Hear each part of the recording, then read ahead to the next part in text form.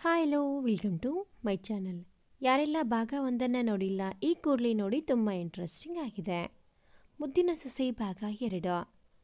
ಜಾಸ್ತಿ ದಿನದಿಂದ ನಿದ್ದೆ ಇಲ್ಲದ ಕಾರಣ ಸುಷ್ಮಿತಾಗೆ ನಿದ್ದೆ ಚೆನ್ನಾಗಿ ಬಂದಿತ್ತು. ಬೆಳಗ್ಗೆ ಏಳುವಾಗ 7 ಗಂಟೆ.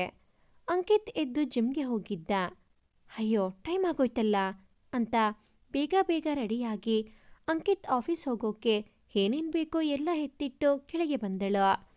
ಸುನೀತಾ ಆಗಲೇ ಎಲ್ಲ ಕೆಲಸ ಮುಗಿಸಿ ತಿಂಡಿ ತಂದು ಟೇಬಲ್ ಮೇಲಿಟ್ಟು ಹಾಸ್ಪಿಟಲ್ ಹೋಗೋಕೆ ರೆಡಿ ಆಗ್ತಿದ್ದರು.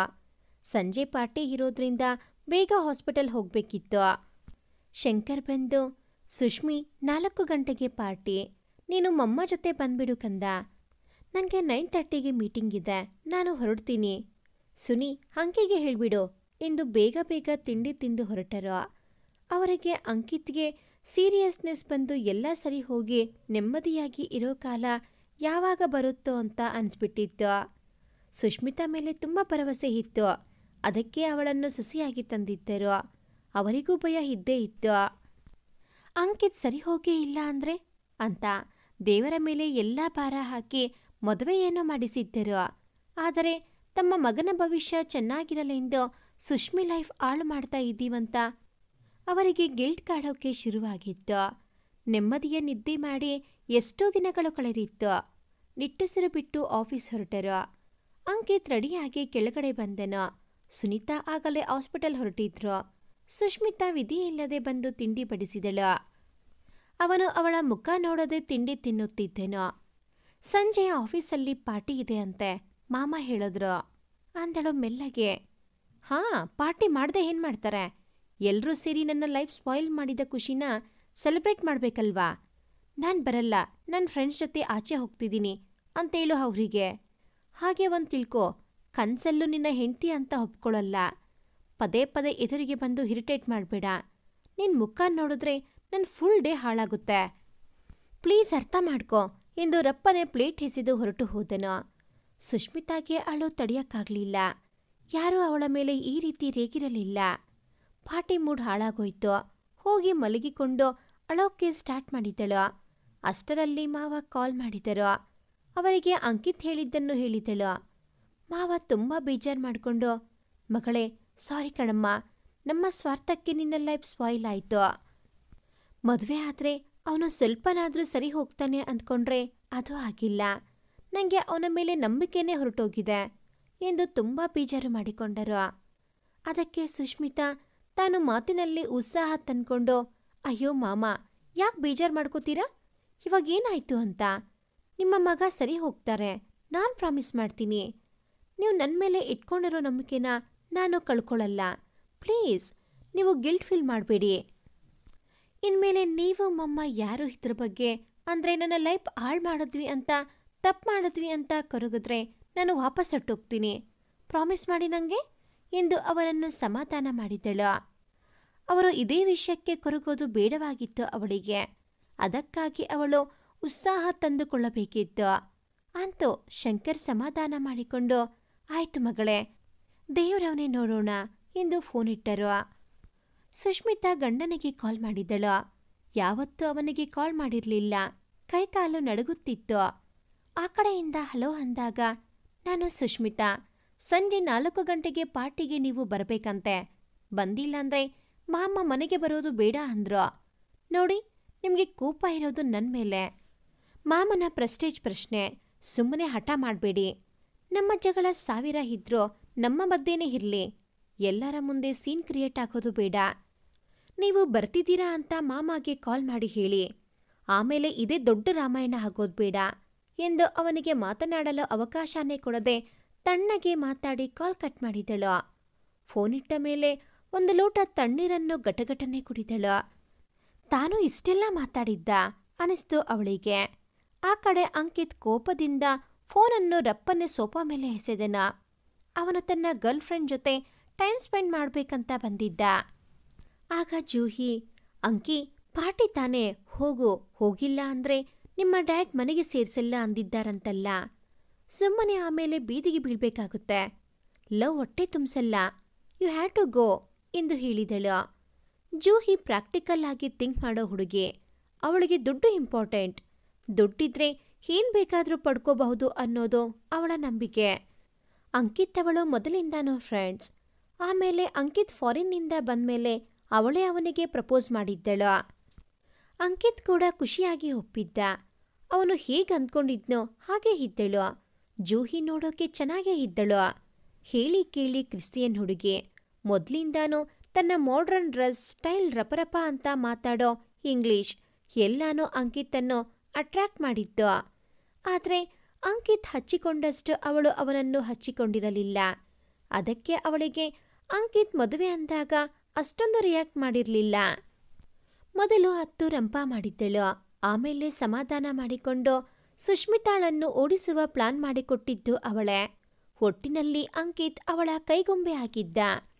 ಅಂಕಿತ್ ಬರುತ್ತಾನೋ ಇಲ್ಲೋ ಅಂತ ಅನುಮಾನದಿಂದಾನೇ ಸುಷ್ಮಿತಾ ರೆಡಿ ಆದಳು. ಆಗಲೇ ಅತ್ತೆ ಕೂಡ ಬಂದು ರೆಡಿ ಆಗುತ್ತಿದ್ದರು. ಆಗಲೇ 3:30 ಆಗೋಯ್ತು ಅಂತ ಸುನೀತಾ ಅವಸರಿಸಿಕೊಂಡು ಸೊಸೆಯನ್ನು ಕರೆದುಕೊಂಡು ಹೊರಟರು. ಸುಷ್ಮಿತಾ ಗ್ರೀನ್ ಕಲರ್ ಸೀರೆಯಲ್ಲಿ ಮುದ್ದಾಗಿ ಕಾಣುತ್ತಿದ್ದಳು. ಅಂತೂ ಆಫೀಸ್ ಹತ್ರ ಬಂದರು. ಸುಷ್ಮಿತಾ ಇವರ ಆಫೀಸ್ ನೋಡಿರ್ಲಿಲ್ಲ. ಸುತ್ತಲೂ ಕಣ್ಣಾಡಿಸಿದಳು. ಶಂಕರ್ ದಂಪತಿಗಳ ಕನಸಿನ ಕೂಸು ಅಂಕಿತ್ ಗ್ರೂಪ್ ಆಫ್ ಇಂಡಸ್ಟ್ರೀಸ್ 1 ಎಕರೆ ಕಾಂಪೌಂಡಲ್ಲಿ ಬೃಹದಾಕಾರವಾಗಿ ಎದ್ದು ನಿಂತಿತ್ತು. ಸಾವಿರಾರು ಜನಕ್ಕೆ ಅನ್ನ ಕೊಡುತ್ತಿತ್ತು. ಸುಷ್ಮಿತಾಗೆ ಒಂದು ಕ್ಷಣ ಕಣ್ತುಂಬಿ ಬಂತು. ತಾನು ಈ ಕಂಪನಿನ ಉಳಿಸಿನಾ ಅಂತ ಅನುಮಾನ ಕಾಡಿದ್ದು. ಅತ್ತೆ ಕರೆದಾಗಲೇ ವಾಸ್ತವಕ್ಕೆ ಬಂದಿದ್ದು. ಆಫೀಸ್ ಒಳಗೆ ಕಾಲಿಟ್ಟಳು. ಎಲ್ಲರೂ ಆಗಲೇ ಸೇರಿದ್ದರು. ಶಂಕರ್ ಬಂದು ಕಣ್ಣಲ್ಲೇ ಅಂಕಿತ್ ಎಲ್ಲಿ ಎಂದು ಕೇಳಿದರು. ಸುಷ್ಮಿತಾ ಬರುತ್ತಾರೆ ಅಂತ ಭರವಸೆ ಕೊಟ್ಟಳು. ಆದರೆ ಅವಳಿಗೆ ನಂಬಿಕೆ ಇರಲಿಲ್ಲ. ಆದರೆ ಅಂಕಿತ್ ಸರಿಯಾದ ಟೈಮ್ಗೆ ಬಂದಿದ್ದರಿಂದ ಸಮಾಧಾನ ಪಟ್ಟುಕೊಂಡಳು. ಪಾರ್ಟಿ ಶುರುವಾಯಿತು. ಶಂಕರ್ ಎಲ್ಲರಿಗೂ ಸೊಸೆಯನ್ನು ಪರಿಚಯಿಸಿಕೊಟ್ಟರು. ಪಾರ್ಟಿಯಲ್ಲಿ ಎಲ್ಲರೂ ಡ್ಯಾನ್ಸ್ ಮಾಡೋಕೆ ಹೇಳಿದಾಗ ಅಂಕಿತ್ ವ್ಯಂಗ್ಯನಗೆ ನಕ್ಕನು. ಸುಷ್ಮಿತಾಗೆ ಡ್ಯಾನ್ಸ್ ಮಾಡೋಕೆ ಬರಲ್ಲ ಅಂತಾನೆ ಅಂದ್ಕೊಂಡಿದ್ದನು. ಆದರೆ ಸುಷ್ಮಿತಾ ತುಂಬ ಚೆನ್ನಾಗಿ ಡ್ಯಾನ್ಸ್ ಮಾಡಿ ಬೇಷ್ ಅನಿಸಿಕೊಂಡಳು. ಅಂತೂ ಪಾರ್ಟಿ ಮುಗಿದು ಎಲ್ಲರೂ ಮನೆಗೆ ಹೊರಟರು. ಶಂಕರ್ ಮುಖದಲ್ಲಿ ಗೆಲುವಿನ ನಗೆ ಕಂಡು ಸುನೀತಾ, ಸುಷ್ಮಿತಾ ತೃಪ್ತಿ ಪಟ್ಟುಕೊಂಡರು. ಮನೆಗೆ ಬಂದ ಮೇಲೆ ಶಂಕರ್ ದಂಪತಿಗಳು ಸುಷ್ಮಿತಾಗೆ ಧನ್ಯವಾದ ಹೇಳಿ ಮಲಗಿಕೊಂಡರು. ಅವರಿಗೆ ಸುಷ್ಮಿತಾ ಮೇಲೆ ಸಂಪೂರ್ಣ ಭರವಸೆ ಬಂದಿತ್ತು. ಎಷ್ಟೋ ದಿನಗಳ ನಂತರ ನೆಮ್ಮದಿಯ ನಿದ್ದೆ ಮಾಡಿದರು. ಸುಷ್ಮಿತಾ ರೂಮಿಗೆ ಬಂದಾಗ ಅಂಕಿತ್ ಅವಳಿಗಾಗಿ ಕಾಯುತ್ತಿದ್ದನು. ಗೆದ್ದೆ ಅಂತ ಜಾಸ್ತಿ ಬೀಗಕ್ಕೆ ಹೋಗ್ಬೇಡ. ಎಲ್ಲರ ಮುಂದೆ ಡ್ಯಾಡ್ ಮರ್ಯಾದೆ ಹೋಗುತ್ತೆ ಅಂತ ಬಂದೆ ಅಷ್ಟೇ. ನಾನ್ ನಿನ್ನ ಹೆಂಡತಿ ಅಂತ ಒಪ್ಪಿಕೊಂಡೆ ಅಂತ ತಪ್ಪಾಗಿ ಅರ್ಥ ಮಾಡ್ಕೊಳ್ಳೋಕ್ಕೆ ಹೋಗ್ಬೇಡ ಎಂದು ಕೆಂಡ ಕಾರಿದನು. ಅದಕ್ಕೆ ಸುಷ್ಮಿತಾ ಯಾವುದೇ ಭಾವನೆಯನ್ನು ತೋರಿಸಿಕೊಳ್ಳದೆ, ಟೈಮ್ ಆಗಿದೆ ಮಲ್ಕೊಳ್ಳಿ, ಸುಮ್ಮನೆ ಏನೇನೋ ಮಾತಾಡಿ ಟೈಮ್ ವೇಸ್ಟ್ ಮಾಡ್ಕೋಬೇಡಿ ಎಂದು ಹೋಗಿ ಸೋಫಾ ಮೇಲೆ ಮಲಗಿಕೊಂಡಳು. ಅಂಕಿತ್ಗೆ ಯಾಕೆ ಇವಳು ಎಷ್ಟು ಕೂಲಾಗಿರ್ತಾಳೆ, ಇವಳಿಗೆ ಕೋಪನೇ ಬರಲ್ವಾ? ಅವನು ಹೋಗಿ ಮಲಗಿಕೊಂಡನು. ಮಲಗಿದ ಸುಷ್ಮಿತಾಗೆ ಮನೆಯಿಂದ ಕಾಲ್ ಬಂತು. ಎದ್ದು ಬಾಲ್ಕನಿಗೆ ಬಂದಳು. ಎಲ್ಲರ ಜೊತೆ ಮಾತಾಡಿ ಸಮಾಧಾನ ಆಯಿತು. ಸ್ವಲ್ಪ ಹೊತ್ತು ಹಾಗೆ ನಿಂತಿದ್ದು ಬಂದು ಮಲಗಿಕೊಂಡಳು. ಬೆಳಗ್ಗೆ ಎದ್ದು ಬೇಗ ಬೇಗ ಎಲ್ಲ ರೆಡಿ ಮಾಡಿ ತಾನೂ ರೆಡಿ ಆಗಿ ಆಫೀಸ್ಗೆ ಹೊರಟಳು ಮಾವನ ಜೊತೆಗೆ. ಹಾಗೆ ಮಧ್ಯಾಹ್ನದ ಊಟನ ಎಲ್ಲರಿಗೂ ಮನೆಯಿಂದಾನೇ ಕಳಿಸೋಕೆ ರಾಮಣ್ಣನಿಗೆ ಹೇಳಿದ್ದಳು. ಮೊದಲನೇ ದಿನ ಆಫೀಸಲ್ಲಿ ಚೆನ್ನಾಗೇ ಇತ್ತು. ಪಟಪಟನೆ ಮಾತಾಡೋ ಅವಳು ಬೇಗನೆ ಎಲ್ಲರ ಜೊತೆ ಬೆರೆತು ಹೋದಳು. ದಿನಗಳು ಬೇಗ ಬೇಗ ಕಳೆದು ಹೋಗುತ್ತಿದ್ದವು. ಎಲ್ಲರೂ ಬ್ಯುಸಿಯಾಗಿದ್ದರು. ಆಗಲೇ ಅಂಕಿತ್ ಸುಷ್ಮಿತಾ ಮದುವೆಯಾಗಿ 3 ತಿಂಗಳು ಕಳೆದಿತ್ತು. ಆದರೆ ಅಂಕಿತ್ ಮಾತ್ರ ಬದಲಾಗಿರಲಿಲ್ಲ. ಆಫೀಸ್ ಕೆಲಸದಲ್ಲಿ ಇಂಟ್ರೆಸ್ಟ್ ತೋರಿಸಿದ್ರೂ ಸುಷ್ಮಿತಾ ವಿಷಯದಲ್ಲಿ ಇನ್ನಷ್ಟು ಕೆಟ್ಟವನಾಗಿದ್ದ. ಅವಳ ಮುಖಾನೇ ನೋಡ್ತಿರ್ಲಿಲ್ಲ. ಅವಳು ಮನೆಯಲ್ಲಿದ್ದಾಗ ಅವನು ಇರುತ್ತಿರಲಿಲ್ಲ. ಇದ್ದರೂ ಫೋನ್, ಲ್ಯಾಪ್ಟಾಪ್ ಅಂತ ಬ್ಯುಸಿ ಇರ್ತಿದ್ದ. ಸುಷ್ಮಿತಾ ಅದ್ಯಾವುದನ್ನು ಮನಸ್ಸಿಗೆ ಹಚ್ಚಿಕೊಳ್ಳದೆ ಆಫೀಸ್ ಕೆಲಸದಲ್ಲಿ ಬ್ಯುಸಿಯಾಗಿದ್ದಳು. ಅವಳ ರಿಸಲ್ಟ್ ಬಂದಿತ್ತು. ರ್ಯಾಂಕ್ ಕೂಡ ಬಂದಿತ್ತು. ಶಂಕರ್ ಅವಳನ್ನು ಪ್ರತಿಷ್ಠಿತ ಕಾಲೇಜಿಗೆ ಸೇರಿಸಿದ್ದರು. ಕಾಲೇಜಿಗೆ ಹೋಗೋಕೆ ಮನಸ್ಸೇ ಇರಲಿಲ್ಲ. ಅವಳಿಗೆ ಆಫೀಸ್ ಕೆಲಸ ಅಷ್ಟೊಂದು ಇಷ್ಟವಾಗಿತ್ತು. ಆದರೂ ಹೋಗಲೇಬೇಕು ಅಂತ ಒಪ್ಪಿಕೊಂಡಳು. ದಿನ ಬೆಳಗ್ಗೆ ಬೇಗ ಎದ್ದು ಎಲ್ಲ ಕೆಲಸ ಮುಗಿಸಿ ಕಾಲೇಜಿಗೆ ಹೋಗುತ್ತಿದ್ದಳು. ಅವಳ ಉತ್ಸಾಹ ಕಂಡು ಅಂಕಿತ್ಗೆ ಆಶ್ಚರ್ಯ ಆಗ್ತಾ ಇತ್ತು. ಒಂದಿನ ಕೂಡ ಮುಖ ಗಂಟಿಕ್ಕಿಕೊಂಡಿದ್ದನ್ನೇ ನೋಡಿರ್ಲಿಲ್ಲ ಅವನು. ಎಲ್ಲರ ಜೊತೆ ನಗಾಡಿಕೊಂಡೇ ಮಾತಾಡ್ತಿದ್ಲು. ಯಾರ ಮೇಲೂ ಸಿಡುಕ್ತಾ ಇರಲಿಲ್ಲ. ಆದ್ರೆ ಇವನಿಗೆ ಮಾತ್ರ ಇದನ್ನು ಸಹಿಸಿಕೊಳ್ಳೋಕೆ ಆಗ್ತಿರ್ಲಿಲ್ಲ. ಬೇಕಂತಾನೆ ಏನಾದ್ರೂ ವಿಷಯ ಹುಡುಕಿ ಚುಚ್ಚಿ ಮಾತಾಡಿ ಅವಳನ್ನು ನೋಯಿಸುತ್ತಿದ್ದ. ಅಪ್ಪ ಅಮ್ಮ ಇವನ ಜೊತೆ ಸರಿಯಾಗಿ ಮಾತಾಡ್ತಾ ಇರಲಿಲ್ಲ. ಎಲ್ಲದಕ್ಕೂ ಸುಷ್ಮಿತಾನೇ ಕಾರಣ ಅಂತ ಅವಳನ್ನು ಬೈಯುತ್ತಿದ್ದ. ಸುಷ್ಮಿತಾ ಅವನ ಮುಂದೆ ಏನೂ ಪ್ರತಿಕ್ರಿಯಿಸದೆ ಸುಮ್ಮನಿದ್ದರೂ ಬಾತ್ರೂಮ್ಗೆ ಹೋಗಿ ಅಳುತ್ತಿದ್ದಳು. ಆದರೆ ತನ್ನ ನೋವನ್ನು ಅತ್ತೆ ಮಾವನಿಗೆ ಗೊತ್ತಾಗದ ರೀತಿ ಎಚ್ಚರ ವಹಿಸುತ್ತಿದ್ದಳು. ಕಾಲೇಜ್ ಹೋಗ್ತಿರೋದ್ರಿಂದ ಆಫೀಸ್ ಕಡೆ ಜಾಸ್ತಿ ಹೋಗಕ್ಕಾಗ್ತಿರ್ಲಿಲ್ಲ. ಸಮಯ ಸಿಕ್ಕಾಗಲೆಲ್ಲ ಓಡುತ್ತಿದ್ದಳು. ಸದಾ ಏನಾದರೂ ಕೆಲಸ ಮಾಡಿಕೊಂಡು ತನ್ನನ್ನು ಬ್ಯುಸಿಯಾಗಿಟ್ಟುಕೊಂಡಿರುತ್ತಿದ್ದಳು. ಅವಳಿಗಿನ್ನೂ ಜೂಹಿ ವಿಷಯ ಗೊತ್ತಿರಲಿಲ್ಲ. ಅಂಕಿತ್ಗೆ ಈಗಲೇ ಮದುವೆ ಇಷ್ಟ ಇಲ್ಲ ಅಂತ ಮಾತ್ರ ಗೊತ್ತಿತ್ತು. ಹೀಗಿರುವಾಗ ಒಂದಿನ ಮನೆಯಲ್ಲಿ ಅತ್ತೆ ಮಾವ ಇಬ್ಬರೂ ಇರಲಿಲ್ಲ. ಸುನೀತಾ ದಂಪತಿಗಳು ತಿರುಪತಿಗೆ ಹೋಗಿದ್ದರು. ಅಂಕಿತ್ ಕಂಠಪೂರ್ತಿ ಕುಡಿದು ಜೂಹಿಳನ್ನು ಕರೆದುಕೊಂಡು ಮಧ್ಯರಾತ್ರಿ ಮನೆಗೆ ಬಂದನು. ಸುಷ್ಮಿತಾಗೆ ಒಂದು ಕ್ಷಣ ಭೂಮಿಯೇ ಬಿರುಕು ಬಿಟ್ಟ ಅನುಭವ. ಆದರೂ ಸವರಿಸಿಕೊಂಡು ಬಾಗಲಿಗೆ ಅಡ್ಡ ನಿಂತಳು. ಅಲ್ಲೇ ನಿಂತ್ಕೊಳ್ಳಿ, ಇದು ಮರ್ಯಾದಸ್ಥರ ಮನೆ. ಹೀಗೆಲ್ಲ ಕುಡ್ಕೊಂಡು ಯಾವಳ ಜೊತೆನೂ ಮಧ್ಯರಾತ್ರಿ ಮನೆಗೆ ಬಂದಿದ್ದೀರಲ್ಲ, ನಾಚಿಕೆ ಆಗಲ್ವಾ ನಿಮ್ಗೆ? ನೋಡಿ, ಮನೆಯೊಳಗೆ ಬರೋಕೆ ನಾನ್ ಬಿಡಲ್ಲ. ನೀವೊಬ್ಬರೇ ಬರೋದಾದ್ರೆ ಬನ್ನಿ ಎಂದು ಕೂಗಾಡಿದಳು. ಕೋಪದಿಂದ ಅವಳ ಮೈ ನಡುಗುತ್ತಿತ್ತು. ನೀನೇ ಅವಳು ಅದನ್ನ ಕೇಳೋಕೆ? ಇವಳು ನನ್ನ ಹುಡುಗಿ, ನಾನು ಮದುವೆ ಆಗ್ಬೇಕಂತಿದ್ದ ಹುಡುಗಿ. ಎಲ್ಲಾ ಸೇರಿ ಹಳ್ಳಿಗೂಬೆನ ನಂಗ್ ಗಂಟಾಕಿದ್ರು ಅಲ್ವೇ? ನಿಂಗ್ ನಾಚಿಕೆ ಮರ್ಯಾದೆ ಯಾವೂ ಇಲ್ವಾ? ನಂಗ್ ನಿನ್ ಮುಖ ನೋಡೋಕೆ ಇಷ್ಟ ಇಲ್ಲ ಅಂದ್ಮೇಲೂ ಇಲ್ಲೇ ಇದೆಯಲ್ಲ, ಎಲ್ಲಾದ್ರೂ ಹೋಗಿ ಹಾಳಾಗ್ಬಾರ್ದಾ? ಹೋ ಬಿಡೆ ದಾರಿನ ಅಂತ ಅವಳನ್ನು ತಳ್ಳೋಕೆ ಬಂದನು. ಆದರೆ ಅವನಿಗೆ ನಿಲ್ಲಲೂ ಆಗ್ತಿರ್ಲಿಲ್ಲ. ಬೀಳೋಕೋದವನನ್ನು ಸುಷ್ಮಿತಾ ಹಿಡಿದುಕೊಂಡಳು. ಅವನಿಗೆ ಎಚ್ಚರಾನೇ ಇರಲಿಲ್ಲ. ಸುಷ್ಮಿತಾ ಜೂಹಿ ಕಡೆ ತಿರುಗಿ ಹೊಳ್ಳೆ ಮಾತಿಂದ ಇಲ್ಲಿಂದ ಹೊರಟೋಗೋ ಎಂದು ಕೆಂಗಣ್ಣು ಬಿಟ್ಟಳು. ಏನೋ ಹೇಳೋಕೆ ಬಂದವಳನ್ನು ದರದರನೆ ಎಳೆದುಕೊಂಡು ಹೋಗಿ ಕಾರಲ್ಲಿ ತಳ್ಳಿ ರೈಟ್ ಹೇಳೋ ಎಂದು ದಡಾರನೆ ಮನೆ ಬಾಗಿಲು ಹಾಕಿಕೊಂಡಳು. ಅಂಕಿತ್ನನ್ನು ರಾಮಣ್ಣನ ಸಹಾಯದಿಂದ ರೂಮಿಗೆ ತಂದು ಮಲಗಿಸಿದರು. ಅವನ ಶೂ ಬಿಚ್ಚಿ ಹಾಗೆ ತಾನು ಬಾಲ್ಕನಿಗೆ ಬಂದು ಕುಳಿತುಕೊಂಡು ಕಣ್ಣೀರು ಹಾಕಿದಳು. ಅವಳಿಗೆ ಅಂಕಿತ್ ಬೇರೆ ಹುಡುಗಿಯನ್ನು ಪ್ರೀತಿಸಿದ್ದು ನುಂಗಲಾರದ ತುತ್ತಾಗಿತ್ತು. ಈ ವಿಷಯ ಅತ್ತೆ ಮಾವನಿಗೆ ಗೊತ್ತಿತ್ತಾ? ಗೊತ್ತಿರತ್ತೆ. ಹೇಳಲು ಬಾಯಿ ಬರದೆ ಸುಮ್ಮನೆ ನನ್ನ ಹತ್ತಿರ ವಿಷಯ ಮುಚ್ಚಿಟ್ಟಿದ್ದಾರೆ ಎಂದು ಅವಳಿಗೆ ಅರ್ಥ ಆಯಿತು. ಅತ್ತೆ ಮಾವ ಯಾಕೆ ಜೂಹಿ ಜೊತೆ ಅಂಕಿತ್ ಮದುವೆ ಮಾಡಿಲ್ಲ? ಜಾತಿ ಬೇರೆ ಅಂತನಾ? ಜಾತಿಗಿಂತ ಪ್ರೀತಿ ದೊಡ್ಡದು ಅಲ್ವಾ?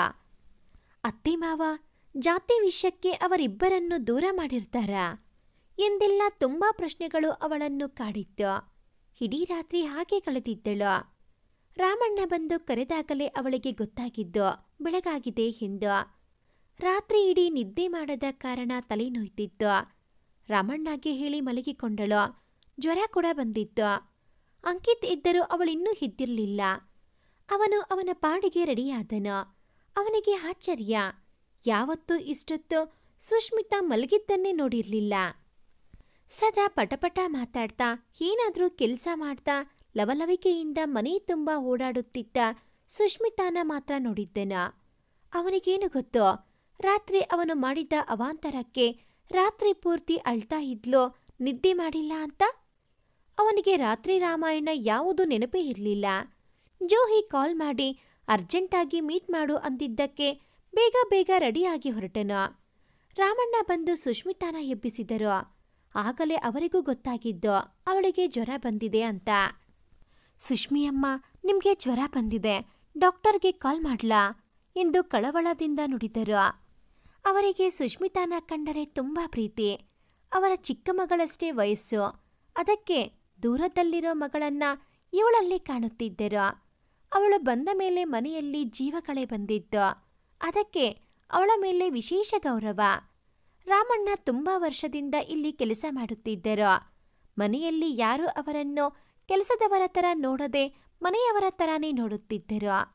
ಅದಕ್ಕೆ ಅವರಿಗೆ ಈ ಮನೆಗೆ ಒಳ್ಳೆಯದಾಗಲಿ ಅಂತ ಮನಂ ತುಂಬಿ ಹಾರೈಸುತ್ತಿದ್ದರು. ಅಂಕಿತ್ ಬಗ್ಗೆ ಅವರಿಗೂ ಆತಂಕವಾಗುತ್ತಿತ್ತು. ಸುಷ್ಮಿತಾ ಮನೆಗೆ ಸೊಸೆಯಾಗಿ ಬಂದ ಮೇಲೆ ಅವರು ಕೂಡ ನೆಮ್ಮದಿಯ ನಿಟ್ಟುಸಿರು ಬಿಟ್ಟಿದ್ದರು. ಸುಷ್ಮಿತಾ ನಗುತ್ತಾ ಎದ್ದು ಕುಳಿತಳು. ಆದರೆ ಅವಳ ಮುಖದಲ್ಲಿ ಆಯಾಸ ಎದ್ದು ಕಾಣುತ್ತಿತ್ತು. ಇಲ್ಲ ರಾಮಣ್ಣ ಅಂಕಲ್, ನಾನು ಆರಾಮಾಗಿ ಇದ್ದೀನಿ. ಸ್ವಲ್ಪ ರೆಸ್ಟ್ ತಗೊಂಡ್ರೆ ಸರಿ ಹೋಗ್ತೀನಿ. ಮಮ್ಮ ಕಾಲ್ ಮಾಡಿದ್ರೆ ಏನು ಹೇಳ್ಬೇಡಿ, ಸುಮ್ಮನೆ ಟೆನ್ಷನ್ ಮಾಡ್ಕೋತಾರೆ. ಎಷ್ಟೊಂದು ದಿನ ಆದ್ಮೇಲೆ ಹೊರಗಡೆ ಹೋಗಿದ್ದಾರೆ. ಆರಾಮಾಗಿ ಸುತ್ತಾಡಿಕೊಂಡು ಬರಲಿ. ಇಲ್ಲಿಯ ಯಾವ ಟೆನ್ಷನ್ ಗೊತ್ತಾಗೋದು ಬೇಡ. ಸಂಜೆ ಒಳಗೆ ಸರಿ ಹೋಗ್ತೀನಿ ಎಂದಳು. ಸರಿ ಎನ್ನುವಂತೆ ಹೋಗಿ ಗಂಜಿ ಮಾಡಿಕೊಂಡು ಬಂದರು. ಕಷ್ಟಪಟ್ಟು ಗಂಜಿ ಕುಡಿದು ಟ್ಯಾಬ್ಲೆಟ್ ತಗೊಂಡು ಮಲಗಿಕೊಂಡಳು. ಅಂಕಲ್, ಇವರು ತಿಂಡಿ ತಿಂದ್ರಾ ಎಂದು ಕೇಳಿದಳು. ಹೌದು ಎನ್ನುತ್ತಾ ಅವಳಿಗೆ ಹೊದಿಸಿ ಬಾಗಿಲು ಎಳೆದುಕೊಂಡು ಹೋದರು. ಆ ಕಡೆ ಅಂಕಿತ್ ಜೂಹಿನ ಮೀಟ್ ಮಾಡಿದನು. ಅಂಕಿ, ನಿನ್ನ ಹೆಂಡತಿ ನಂಗೆ ನಿನ್ನೆ ತುಂಬಾ ಅವಮಾನ ಮಾಡಿದಳೆ, ಹೊಡೆಯೋಕೆ ಬಂದ್ಲು ಅಂತ ಏನೇನೋ ಕಿವಿ ಹೂದಿದಳು. ಜೊತೆಗೆ ಅಮ್ಮ ಅಪ್ಪ ಊರಲ್ಲಿಲ್ಲ, ಅದರ ಅಡ್ವಾಂಟೇಜ್ ತಗೊಂಡು ಅವಳನ್ನು ಮನೆಯಿಂದ ಓಡಿಸುವ ಬಗ್ಗೆ ಕೂಡ ಅವನನ್ನು ಪುಸಲಾಯಿಸಿದಳು. ಸಂಡೇ ಆಗಿರೋದ್ರಿಂದ ಆಫೀಸ್ ಇರಲಿಲ್ಲ. ಅವಳ ಜೊತೆನೇ ಟೈಮ್ ಸ್ಪೆಂಡ್ ಮಾಡಿ ಡ್ರಿಂಕ್ಸ್ ಮಾಡಿ ಸಂಜೆ ಮನೆಗೆ ಬಂದನು. ಮನೆಗೆ ಬಂದರೂ ಸುಷ್ಮಿತಾ ಎದ್ದಿರಲಿಲ್ಲ. ರಾಮಣ್ಣ ಮಾರ್ಕೆಟ್ ಹೋಗಿದ್ದರು. ರೂಮಿಗೆ ಬಂದಾಗ ಅವಳು ಬೆಡ್ ಮೇಲೆ ಮಲಗಿದ್ದನ್ನು ನೋಡಿ ಕೋಪ ನೆತ್ತಿಗೇರಿದ್ದ. ಸುಷ್ಮಿತಾ ಎದ್ದೇಳೆ ಮೇಲೆ, ನಿಂಗೆ ಹೇಳಿಲ್ವಾ ಬೆಡ್ ಮೇಲೆ ಮಲ್ಕೋಬೇಡ ಅಂತ ಎಂದು ಜೋರಾಗಿ ಕಿರುಚಾಡಿದನು. ಸುಷ್ಮಿತಾ ತಡಬಡಿಸಿ ಎದ್ದು ಕುಳಿತಳು. ಅವಳಿಗೆ ಎಲ್ಲಿದ್ದೀನಿ ಅಂತಾನೆ ಗೊತ್ತಾಗಿಲ್ಲ. ನಂತರ ಸವರಿಸಿಕೊಂಡು ಸಾರಿ ಎಂದು ಎದ್ದು ನಿಂತಳು. ತಲೆ ಸುತ್ತಿ ಬಿದ್ದೇ ಬಿಟ್ಟಳು. ಅಂಕಿತ್ ಏನಾಗ್ತಿದೆ ಅಂತ ಯೋಚನೆ ಮಾಡೋದೊಳಗೆ ಅವಳು ಬಿದ್ದಾಗಿತ್ತು. ಕುಡಿದ ನಶೆ ಸರ ಅಂತ ಇಳಿದೋಗಿತ್ತು. ಅವನು ಮನಸ್ಸಿಂದ ಕೆಟ್ಟವನಲ್ಲ, ಅವನಿಗೂ ಒಳ್ಳೆ ಮನಸ್ಸಿತ್ತು. ಕೆಟ್ಟವನ ಥರ ನಾಟಕ ಆಡುತ್ತಿದ್ದನು. ಅವನಿಗೂ ಸುಷ್ಮಿತಾ ಮೇಲೆ ಕರುಣೆ ಇತ್ತು. ಆದರೆ ಅವನಿಗೆ ಇಷ್ಟ ಇಲ್ಲ ಅಂತ ಗೊತ್ತಾದ ಮೇಲೂ ಮದುವೆ ಆದಳು ಅಂತ ತುಂಬ ಕೋಪ ಇತ್ತು. ಅವಳ ಲೈಫ್ ಜೊತೆ ಇವನ ಲೈಫ್ ಕೂಡ ಹಾಳಾಯಿತು ಅಂತ ಬೇಜಾರಿತ್ತು. ಅವನಿಗೆ ಎಷ್ಟೋ ಸಲ ಅನಿಸಿತ್ತು ತಾನು ತಪ್ಪು ಮಾಡದ್ನಾ ಅಂತ. ಬೇಗ ಹೋಗಿ ಅವಳನ್ನು ಎತ್ತಿ ಬೆಡ್ ಮೇಲೆ ಮಲಗಿಸಿ ನೀರು ಚಿಮುಕಿಸಿದನು. ಪ್ರಜ್ಞೆ ಬಂತು. ಅವಳನ್ನು ಎದೆಗೊರಗಿಸಿಕೊಂಡು ಸ್ವಲ್ಪ ನೀರು ಕುಡಿಸಿದನು. ಅವಳ ಮೈ ಬೆಂಕಿ ಥರ ಸುಡ್ತಾ ಇತ್ತು.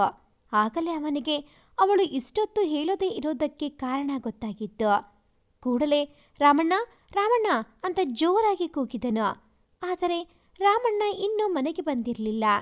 ನಿಧಾನಕ್ಕೆ ಅವಳನ್ನು ಮಲಗಿಸಿ ಡಾಕ್ಟರ್ಗೆ ಕಾಲ್ ಮಾಡಿ ಬರೋಕ್ಕೆ ಹೇಳಿದನು. ಡಾಕ್ಟರ್ ಬಂದು ಇಂಜೆಕ್ಷನ್ ಕೊಟ್ಟು ಜ್ವರ ಜಾಸ್ತಿ, ಅದಕ್ಕೆ ನಾಳೆ ಅಡ್ಮಿಟ್ ಮಾಡಿ ಅಂತ ಹೇಳಿ ಟ್ಯಾಬ್ಲೆಟ್ ಕೊಟ್ಟು ಹೋದ್ರು. ಅಷ್ಟರಲ್ಲಿ ರಾಮಣ್ಣ ಬಂದಿದ್ದರು. ಅವರಿಗೆ ಅಂಕಿತ್ ಸುಷ್ಮಿತಾನ ಕಾಳಜಿ ವಹಿಸಿ ನೋಡಿಕೊಳ್ಳುತ್ತಿದ್ದನ್ನು ನೋಡಿ ಖುಷಿಯಾಗಿತ್ತು. ಏನ್ ರಮಣ್ಣ ನೀವು ಇವಳನ್ನು ಒಬ್ಬಳನ್ನೇ ಬಿಟ್ಟು ಹೋಗಿದ್ದೀರಲ್ಲ? ಬೆಳಗ್ಗೆಯಿಂದ ಮಲಗಿದ್ದಾಳೆ, ಜ್ವರ ಬಂದಿದೆ, ಒಂದು ಕಾಲ್ ಮಾಡೋಕ್ಕಾಗ್ಲಿಲ್ವಾ ಎಂದು ಕೋಪದಿಂದ ನುಡಿದನು. ಇಲ್ಲ ಅಂಕಿ, ಆವಾಗಲೇ ಕಾಲ್ ಮಾಡ್ಲಾ ಅಂದ್ರೂ ಬೇಡ ಅಂದ್ರು ಎಂದರು. ಅದಕ್ಕೆ ಸರಿ ಸರಿ ಹೋಗಿ ಗಂಜಿ ಮಾಡ್ಕೊಂಡು ಬನ್ನಿ, ಟ್ಯಾಬ್ಲೆಟ್ ಕೊಡೋಕ್ಕೂ ಮುಂಚೆ ಸ್ವಲ್ಪ ಗಂಜಿ ಕುಡೀಲಿ ಎಂದನು. ಅವನು ಹೆಂಡತಿಯ ಬಗ್ಗೆ ತೋರಿಸ್ತಿರೋ ಕಾಳಜಿನ ನೋಡಿ ಖುಷಿಯಿಂದ ಅಡುಗೆ ಮನೆಯತ್ತ ನಡೆದರು. ಅಷ್ಟರಲ್ಲಿ ಸುಷ್ಮಿತಾಗೆ ಸುನೀತಾ ಕಾಲ್ ಮಾಡಿದರು. ಅಂಕಿತ್ ಕಾಲ್ ಅಟೆಂಡ್ ಮಾಡಿದನು.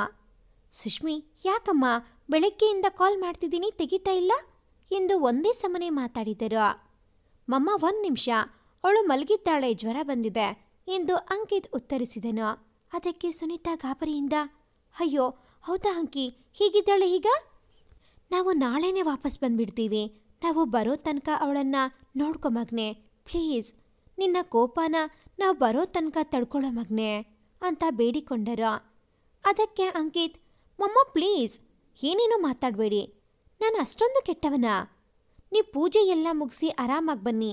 ಡಾಕ್ಟರ್ ಬಂದೋದ್ರು, ಏನೂ ಪರವಾಗಿಲ್ಲ ಅಂದಿದ್ದಾರೆ. ಇವಾಗ ಜ್ವರನೂ ಬಿಟ್ಟಿದೆ, ಮಲಗಿದ್ದಾಳೆ.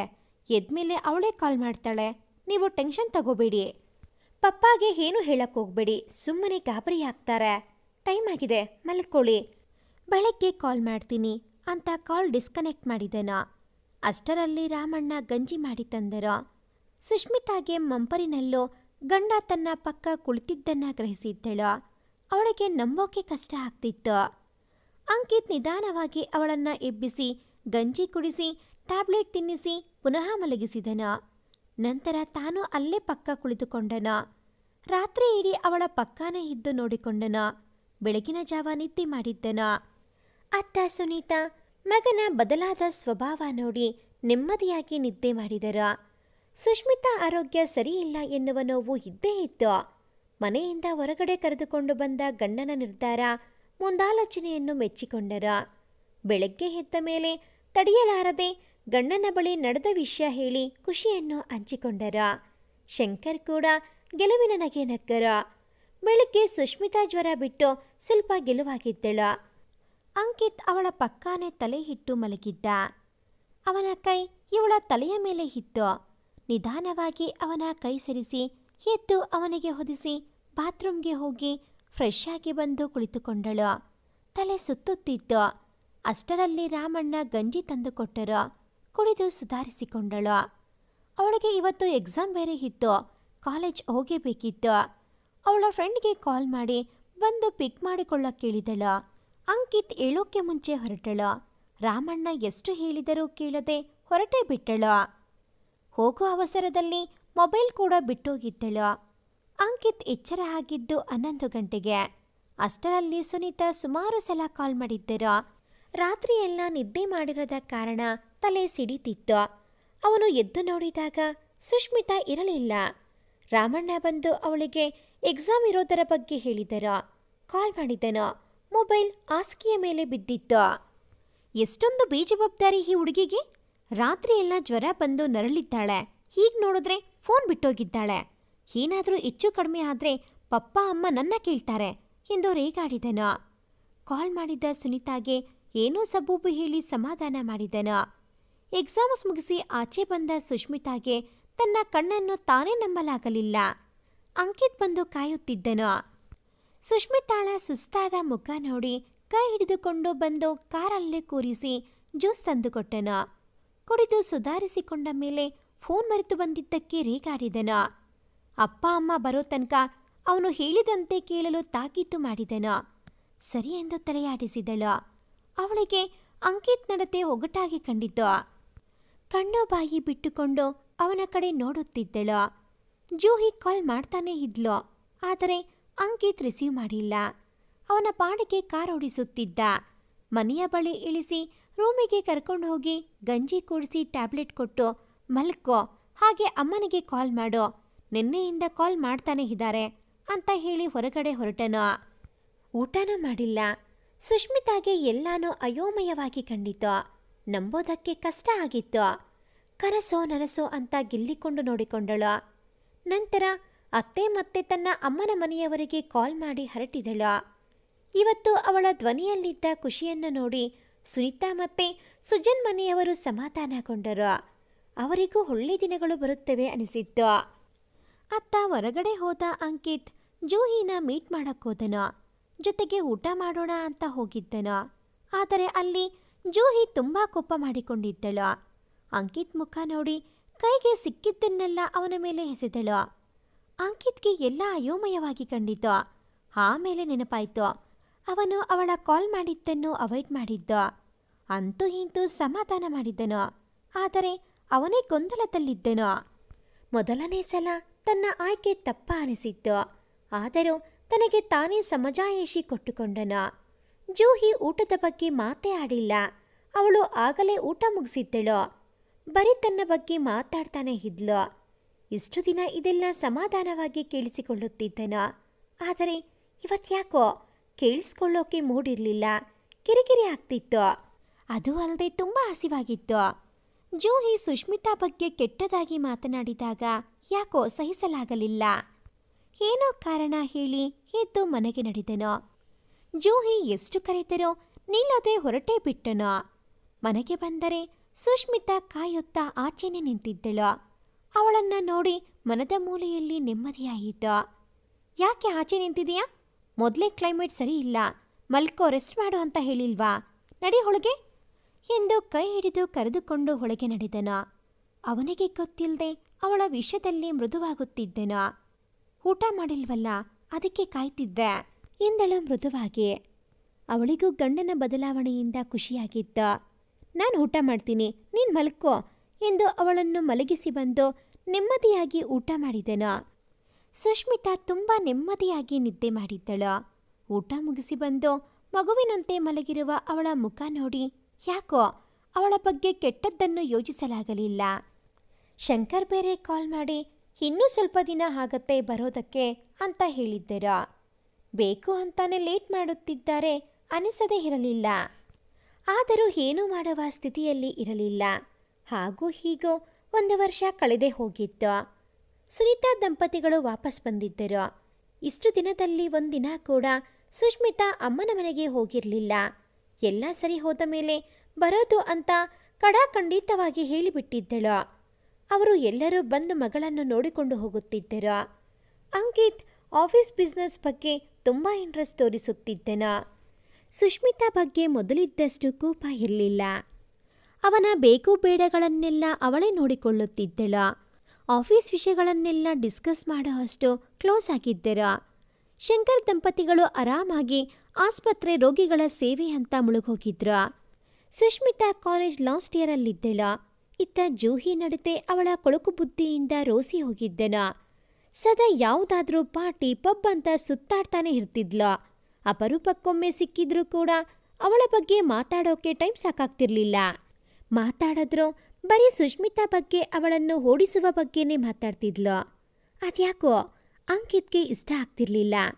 ಹೀಗಿರುವಾಗ ಸುಷ್ಮಿತಾ ತನ್ನ ಸೀನಿಯರ್ ಅಭಿಷೇಕ್ ಜೊತೆ ಕ್ಲೋಸ್ ಆಗಿದ್ದಳು. ಅವನು ಅವಳಿಗೆ ಬೆಸ್ಟ್ ಫ್ರೆಂಡ್ ಅಷ್ಟೇ. ತುಂಬ ಕೇರ್ ಮಾಡುತ್ತಿದ್ದನು. ಅಣ್ಣನ ಥರ ನೋಡ್ಕೊಳ್ತಿದ್ನೋ. ಎಷ್ಟೊಂದು ಸಲ ಮನೆಗೂ ಬಂದಿದ್ದನೋ. ಯಾಕೋ ಅಂಕಿತ್ಗೆ ಕಿರಿಕಿರಿ ಆಗುತ್ತಿತ್ತು. ಆದರೂ ಮಾಮೂಲಿಯಾಗೇ ಇರುತ್ತಿದ್ದನು. ಸುಷ್ಮಿತಾ ಕಾಲೇಜ್ ಟ್ರಿಪ್ ಹೋಗಿದ್ದಳು. ಅವಳು ಮನೆಯಲ್ಲೇ ಇಲ್ಲದ ಕಾರಣ ಮನೆಯೆಲ್ಲ ಬಿಕ್ಕು ಅನ್ನುತ್ತಿತ್ತು. ಅಂಕಿತ್ಗಂತೂ ಆಫೀಸ್ ಹೋಗೋಕ್ಕೂ ಮುಂಚೆ ಅವನ ಯಾವ ವಸ್ತುಗಳು ರೆಡಿ ಇಲ್ಲದ ಕಾರಣ ಎಲ್ಲರ ಮೇಲೂ ರೇಗಾಡುತ್ತಿದ್ದನು. ಅವನಿಗೆ ಸುಷ್ಮಿತಾ ಇಲ್ಲದಿರುವುದು ಹಿಂಸೆ ಆಗಿತ್ತು. ಆ ಕೋಪನ ಎಲ್ಲರ ಮೇಲೂ ತೀರಿಸಿಕೊಳ್ಳುತ್ತಿದ್ದನು. ಇದನ್ನು ಗಮನಿಸಿದ ಸುನೀತಾ ದಂಪತಿಗಳು ಒಳಗೊಳಗೆ ಖುಷಿ ಪಡುತ್ತಿದ್ದರು. ಸುಷ್ಮಿತಾಗೆ ಕಾಲ್ ಮಾಡಬೇಕೆನಿಸಿದ್ರೂ ಸ್ವಾಭಿಮಾನ ಅಡ್ಡ ಬರುತ್ತಿತ್ತು. ಅವಳೇ ಕಾಲ್ ಮಾಡಲಿ ಅಂತ ಕಾಯ್ತಿದ್ದನು. ಆದರೆ ಸುಷ್ಮಿತಾ ಅವನಿಗೆ ಕಾಲ್ ಮಾಡದೆ ಸುನೀತಾಗೆ ಕಾಲ್ ಮಾಡಿ ಎಲ್ಲರ ಯೋಗಕ್ಷೇಮ ವಿಚಾರಿಸುತ್ತಿದ್ದಳು. ಅಂಕಿತ್ಗೆ ತುಂಬ ಕೋಪ ಬಂದಿತ್ತು. ಅದಕ್ಕೆ ಜೂಹಿನ ಹುಡುಕಿ ಅವರ ಮನೆಗೆ ಹೊರಟನು. ಅಲ್ಲಿ ಜೂಹಿ ಯಾವುದೋ ಹುಡುಗನ ಜೊತೆ ನಗಾಡಿಕೊಂಡು ಮಾತಾಡ್ತಾ ಕೂತಿದ್ದಳು. ಅವರು ಕೂತಿದ್ದ ರೀತಿ ಅಂಕಿತ್ಗೆ ಇಷ್ಟ ಆಗಲಿಲ್ಲ. ಅಂಕಿತ್ನ ನೋಡಿ ಗಾಬರಿಯಾದವಳಂತೆ ಎದ್ದು ನಿಂತು ಮಾತನಾಡಿಸಿದಳು. ಆ ಹುಡುಗನನ್ನು ಕಸಿನ್ ಅಂತ ಪರಿಚಯ ಮಾಡಿಕೊಟ್ಟಳು. ಅಂಕಿತ್ ಜಾಸ್ತಿ ಹೊತ್ತು ಅಲ್ಲಿರದೆ ಹೊರಟು ಬಿಟ್ಟನು. ತುಂಬ ಹಿಂಸೆ ಅನಿಸಿತ್ತು. ಹಳೆ ಫ್ರೆಂಡ್ಸ್ನೆಲ್ಲ ಮಾತನಾಡಿಸಿಕೊಂಡು ಮನೆಗೆ ಬಂದಾಗ ಮನೆ ಪೂರ್ತಿ ಕಳೆಕಳೆಯಾಗಿತ್ತು. ಈ ಬದಲಾವಣೆಗೆ ಸುಷ್ಮಿತಾ ಮನೆಗೆ ಬಂದಿರುವುದೇ ಕಾರಣ ಅಂತ ಊಹಿಸಿದನು. ಮನವೇಕೆ ಸಂಭ್ರಮಿಸಿತು. ಒಳಗೆ ಬಂದ ಅವನನ್ನು ನೋಡಿ ಮುಗಳ್ನಕ್ಕಳು. ಆದರೆ ಅವಳು ಫೋನ್ ಮಾಡಿಲ್ಲ ಅಂತ ಕೋಪ ಇದ್ದಿದ್ದರಿಂದ ಅವಳತ್ತ ನೋಡದೆ ರೂಮಿಗೆ ಹೋದನು. ಸುಷ್ಮಿತಾ ಮನ ಪಿಚ್ಚಾಯಿತ. ಸುನೀತಾ ಅವನ ಕೋಪದ ಕಾರಣ ತಿಳಿಸಿದ ಮೇಲೆ ಸಂಭ್ರಮಿಸಿದಳ. ಸುಷ್ಮಿತಾ ಬಂದ ಮೇಲೆ ಎಲ್ಲವೂ ಮೊದಲಿನಂತಾಯಿತು. ಆದರೆ ಅಂಕಿತ್ ಅವಳನ್ನು ಮಾತನಾಡಿಸುತ್ತಿರಲಿಲ್ಲ. ಅದಕ್ಕೆ ಕಾರಣ ಹುಡುಕಿ ಸೋತಿದ್ದಳು. ಟ್ರಿಪ್ಪಿಂದ ಬಂದು ಎಷ್ಟು ದಿನ ಆದ್ರೂ ಅಂಕಿತ್ ಮಾತ್ರ ಸುಷ್ಮಿತಾ ಜೊತೆ ಮಾತಾಡ್ತಿರ್ಲಿಲ್ಲ. ಕಾರಣ ಗೊತ್ತಾಗದೆ ಒದ್ದಾಡುತ್ತಿದ್ದಳು.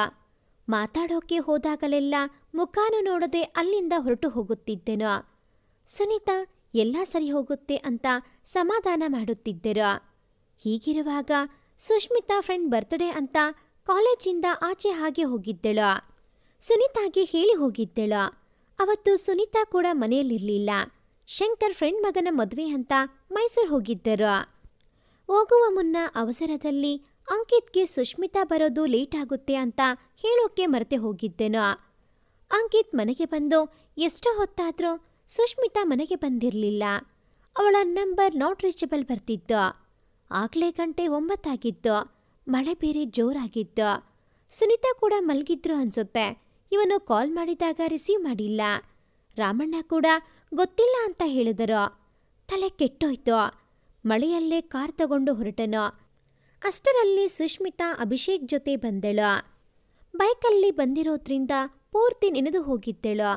ಅಭಿಷೇಕ್ ಅವಳನ್ನು ಬಿಟ್ಟು ಬಾಯ್ ಹೇಳಿ ಹೊರಟು ಹೋದನು. ಸುಷ್ಮಿತಾ ಸುಮ್ಮನೆ ಒಳಗೆ ಬಂದಳು. ಅವರ ಹಿಂದೆಯೇ ಅಂಕಿತ್ ಕೂಡ ಬಂದನು.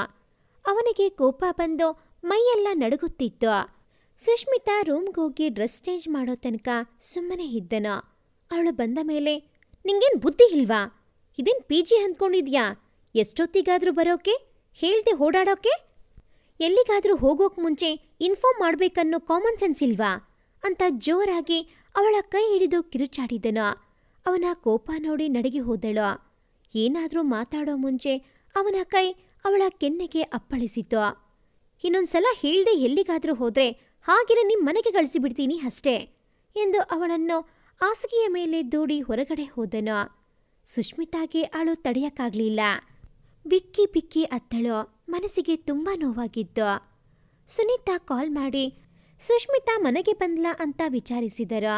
ಆಮೇಲೆ ಅವಳು ಹೊರಗೆ ಹೋಗಿದ್ದನ್ನು ತನಗೆ ಮೊದಲೇ ಗೊತ್ತಿತ್ತು, ಹೇಳೋಕೆ ಮರ್ತೆ ಎಂದು ಹೇಳಿದರು. ಅಂಕಿತ್ಗೆ ತನ್ನ ತಪ್ಪಿನ ಅರಿವಾಯಿತು. ಆದರೆ ಆಗಲೇ ಸುಷ್ಮಿತಾ ಪಕ್ಕದ ರೂಮಿಗೆ ಹೋಗಿ ಮಲಗಿಕೊಂಡಿದ್ದಳು. ಎಷ್ಟೇ ಬಾಗಿಲು ಬಡಿದ್ರೂ ತೆಗೆಯಲಿಲ್ಲ. ಅವಳಿಗೆ ತುಂಬಾ ಬೇಜಾರಾಗಿತ್ತು. ಅಂಕಿತ್ಗೆ ತನ್ನ ನಡತೆಯಿಂದ ತುಂಬಾ ನಾಚಿಕೆಯಾಗಿತ್ತು. ಯಾಕೆ ಅಷ್ಟೆಲ್ಲ ಹೊರಟಾಗಿ ನಡ್ಕೊಂಡೆ? ಅವಳ ಮೇಲೆ ಕೈ ಮಾಡೋ ತಪ್ಪು ಯಾಕೆ ಮಾಡ್ದೆ ಅಂತಾನೆ ಅರ್ಥ ಆಗಲಿಲ್ಲ. ರಾತ್ರಿ ಇಡೀ ನಿದ್ದೆ ಮಾಡದೆ ಹಾಗೆ ಕುಳಿತುಕೊಂಡೇ ಕಾಲ ಕಳೆದನು. ಬೆಳಗ್ಗೆ ಎದ್ದ ಸುಷ್ಮಿತಾ ಬೇಗನೆ ರೆಡಿಯಾಗಿ ಕಾಲೇಜು ಹೊರಟಳು.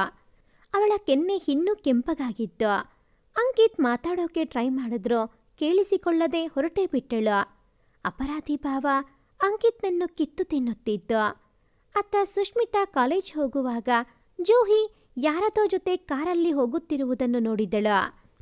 ಅವಳ ಫ್ರೆಂಡ್ ಅನ್ವಿಕಾ, ಮಾನಗೆಟ್ಟವಳು, ದಿನ ಒಬ್ಬೊಬ್ಬರ ಜೊತೆ ಓಡಾಡ್ತಾಳೆ. ಅದಿನ್ನೆಷ್ಟು ಹುಡುಗರ ಲೈಫ್ ಹಾಳು ಮಾಡ್ತಾಳೋ ಗೊತ್ತಿಲ್ಲ. ಮೊನ್ನೆ ಅದ್ಯಾರ ಜೊತೆನೋ ಲಾಡ್ಜಲ್ಲಿ ಇದ್ಲಂತೆ. ದರಿದ್ರದವಳು. ನಮ್ಮ ಪಕ್ಕದ ಮನೆ ಬೇರೆ. ದುಡ್ಡಿಗೋಸ್ಕರ ಯಾರ ಜೊತೆ ಬೇಕಾದ್ರೂ ಇರ್ತಾಳೆ ಎಂದು ಎಗರಾಡಿದಳು. ಸುಷ್ಮಿತಾಗೆ ಸಿಡಿಲರಿಗಿದ ಅನುಭವವಾಯಿತು. ಅಂಕಿತ್ ಪರಿಸ್ಥಿತಿ ನೆನೆದು ಮನಸ್ಸಿಗೆ ಹಿಂಸೆ ಅನಿಸಿತು. ಇಷ್ಟು ದಿನ ಜೂಹಿನ ಇಷ್ಟಪಡ್ತಿರೋದು ಗೊತ್ತಿದ್ರು ಅವನು ಅವಳ ಜೊತೆ ಚೆನ್ನಾಗಿದ್ರೆ ಬಿಟ್ಟೋಗೋಣ ಅಂತ ನಿರ್ಧರಿಸಿದ್ದಳು. ಅದೂ ಅಲ್ಲದೆ ಅಂಕಿತ್ ಬಿಸ್ನೆಸ್ ಕಡೆ ಜಾಸ್ತಿ ಇಂಟ್ರೆಸ್ಟ್ ತೋರಿಸ್ತಿರೋದ್ರಿಂದ ಎಲ್ಲಾನು ಸದ್ಯದಲ್ಲೇ ಸರಿ ಹೋಗೋ ಭರವಸೆ ಇರೋದ್ರಿಂದ ಕಾಲೇಜ್ ಮುಗಿದ ಕೂಡಲೇ ಊರಿಗೋಗುವ ನಿರ್ಧಾರ ಮಾಡಿದ್ದಳು. ಆದರೆ ಈಗ ಜೂಹಿಯ ಕೊಳಕು ಬುದ್ಧಿ, ನಡತೆಗೆಟ್ಟ ಬದುಕು ನೋಡಿ ಗಾಬರಿಯಾಗಿತ್ತು. ಕಾಲೇಜ್ ಹೋಗೋಕ್ ಮನಸ್ಸಿಲ್ಲದೆ ಹಾಗೆ ಮನೆಗೆ ಬಂದಳು. ಏನು ಮಾಡುವುದೆಂದೇ ಅವಳಿಗೆ ಗೊಂದಲವಾಗಿತ್ತು. ಅಂಕಿತ್ ಲೈಫ್ ಕಣ್ಮುಂದೆ ಹಾಳಾಗ್ತಿರೋದನ್ನ ಸಹಿಸಿಕೊಳ್ಳಕ್ಕಾಗಲಿಲ್ಲ. ಅಂಕಿತ್ ಆಫೀಸ್ ಹೋಗಿದ್ದನು. ಒಂದ್ಸಲ ಜೂಹಿ ಜೊತೆ ಮಾತನಾಡಲು ನಿರ್ಧರಿಸಿ ಸಂಜೆ ಅನ್ವಿಕಾ ಮನೆಗೆ ಬರುತ್ತೇನೆ ಅಂತ ಕಾಲ್ ಮಾಡಿ ಹೇಳಿದಳು. ಅನ್ವಿಕಾಗೆ ಆಶ್ಚರ್ಯ, ಇವಳಾಕೆ ಜೂಹಿ ಜೊತೆ ಮಾತಾಡಬೇಕು ಅಂತ. ಅದನ್ನು ಸುಷ್ಮಿತಾಗೆ ಕೇಳಿದಳು ಕೂಡ. ಆದರೆ ಟೈಮ್ ಬಂದಾಗ ಹೇಳ್ತೇನೆ ಅಂತ ಕಾಲ್ ಕಟ್ ಮಾಡಿದಳು. ಊಟನೂ ಮಾಡದೆ ಮಲಗಿರುವ ಅವಳನ್ನು ರಾಮಣ್ಣ ಒತ್ತಾಯ ಮಾಡಿ ಕರೆದುಕೊಂಡು ಹೋಗಿ ಊಟ ಬಡಿಸಿದರು. ವಲ್ಲದ ಮನಸ್ಸಿನಿಂದಾನೇ 2 ತುತ್ತು ತಿಂದ ಶಾಸ್ತ್ರ ಮಾಡಿ ಎದ್ದು ಬಿಟ್ಟಳು. ಅಂತೂ ಸಂಜೆ ಅನ್ವಿಕಾ ಮನೆ ಬಳಿ ಬಂದಳು. ನಂತರ ಅನ್ವಿಕಾ ತಾನು ಬರುತ್ತೇನೆ ಎಂದು ಎಷ್ಟೇ ಹೇಳಿದರೂ ಕೇಳದೆ ಜೂಹಿ ಮನೆಯತ್ತ ನಡೆದಳು. ಕಾಲಿಂಗ್ ಬೆಲ್ ಏನೋ ಒತ್ತಿದಳು. ಆದರೆ ಒಂದು ಕ್ಷಣ ತಾನು ಇಲ್ಲಿಗೆ ಬಂದಿರೋದು ಸರಿನಾ ಅಂತ ಅಳುಕಾಯಿತು. ಅಷ್ಟರಲ್ಲಿ ಬಾಗಿಲು ತೆರೆದ ಜೂಹಿ ಪ್ರಶ್ನಾರ್ಥಕವಾಗಿ, ಹೋ ಸುಷ್ಮಿತಾ, ನೀನಾ? ಯಾಕೆ ನಿನ್ನ ಗಂಡನ್ನ ಹುಡ್ಕೊಂಡು ಬಂದ್ಯಾ? ಅವನಿಲ್ಲಿಗೆ ಬಂದಿಲ್ಲ. ಹಿರೋ ಕಾಲ್ ಮಾಡಿ ಕೇಳ್ತೇನೆ, ಎಲ್ಲಿದೆಯಾ ಬೇಗ ಬಾ ಅಂತ. ಓಡಿ ಬರ್ತಾನೆ ಅಂತ ಕೇವಲವಾಗಿ ಮಾತಾಡಿ ಕುಹಕ ನಗೆಯಾಡಿದಳು.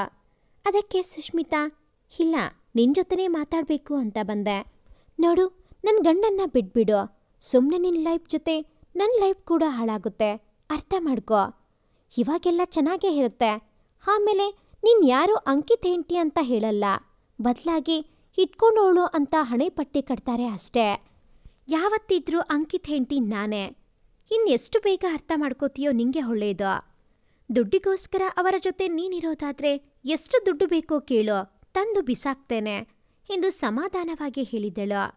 ಜೂಹಿಗೆ ತುಂಬಾ ಕೋಪ ಬಂದು ಸುಷ್ಮಿತಾ ಮೇಲೆ ಕೈ ಮಾಡೋಕೆ ಬಂದಳು. ಆದರೆ ಸುಷ್ಮಿತಾ ಅವಳನ್ನು ತಡೆದು, ಇದೆಲ್ಲ ನನ್ನ ಹತ್ರ ಇಟ್ಕೋಬೇಡ. ಮೀನ್ ಸಾರು ಕುಚ್ಚಲಕ್ಕಿ ಊಟ ಮಾಡಿ ಬೆಳೆದವಳು ನಾನು. ಕೈಕಾಲು ಮುರಿದಾಗ್ಬಿಡ್ತೀನಿ, ಹುಷಾರು. ಒಳ್ಳೆ ಮಾತಲ್ಲಿ ನಾನು ಹೇಳದ್ದನ್ನ ಯೋಚನೆ ಮಾಡಿ ಡಿಸೈಡ್ ಮಾಡೋ ಎಂದು ಹೊರಟಳು. ಮನ ಹಗುರಾಗಿತ್ತು. ಆದರೆ ಅಂಕಿತ್ ಇದಕ್ಕೆ ಹೇಗೆ ಪ್ರತಿಕ್ರಿಯಿಸುತ್ತಾನೋ ಎಂಬ ಅಳಕು ಭಯವನ್ನುಂಟು ಮಾಡಿತ್ತು. ಆದರೂ ದೇವರ ಮೇಲೆ ಭಾರ ಹಾಕಿ ಮನೆ ಕಡೆ ನಡೆದಳು. ಮನೆಗೆ ಬಂದಾಗ ಅಂಕಿತ್ ಇನ್ನೂ ಬಂದಿರಲಿಲ್ಲ. ಸುನೀತಾ ಶಂಕರ್ ಬರೋದು ಇನ್ನೂ 4 ದಿನ ಬಾಕಿ ಇತ್ತು. ಬೇಕು ಅಂತಾನೆ ದಂಪತಿಗಳು ಫ್ರೆಂಡ್ಸ್ ಮನೆ, ಸಂಬಂಧಿಕರ ಮನೆ ಅಂತ ಮನೆಯಿಂದ ಆಚೆನೇ ಇರುತ್ತಿದ್ದರು. ಮನೆಯಲ್ಲಿ ಅಂಕಿತ್ ಸುಷ್ಮಿತಾ ಇಬ್ಬರೇ ಇದ್ದರೆ ಬೇಗನೆ ಎಲ್ಲ ಸರಿ ಹೋಗಿ ಅವರ ಸಂಸಾರ ಚೆನ್ನಾಗಿರುತ್ತೆ ಎಂಬ ನಂಬಿಕೆ ಅವರದು. ಅಂತೂ ಅಂಕಿತ್ ಮನೆಗೆ ಬರುವಾಗ 10 ಗಂಟೆ. ಯಾರೋ ಕ್ಲೈಂಟ್ ಜೊತೆ ಮೀಟಿಂಗ್ ಇದ್ದಿದ್ರಿಂದ ಫುಲ್ ಸುಸ್ತಾಗಿ ಬಂದಿದ್ದನು. ಬೇಗ ಊಟ ಮಾಡಿ ಮಲಗಿಬಿಟ್ಟನು. ಸುಷ್ಮಿತಾ ಕೂಡ ಮಾತಾಡೋಕ್ಕೋಗ್ಲಿಲ್ಲ. ಅವಳಿಗೆ ಎಲ್ಲಿ ತಾನು ಜೂಹಿ ಮನೆಗೆ ಹೋಗಿದ್ದನ್ನು ಕೇಳಿಬಿಟ್ಟರೆ ಅನ್ನೋ ಭಯಕ್ಕೆ ತನ್ನ ಪಾಡಿಗೆ ಹೋಗಿ ಮಲಗಿಕೊಂಡಳು. ಬೆಳಗ್ಗೆ ಬೇಗ ಎದ್ದು ಎಲ್ಲ ಕೆಲಸ ಮುಗಿಸಿ ಕಾಲೇಜ್ ಹೊರಟೇ ಬಿಟ್ಟಳು. ಅಂಕಿತ್ ಎದ್ದಾಗ 9 ಗಂಟೆ ಆಗಿತ್ತು.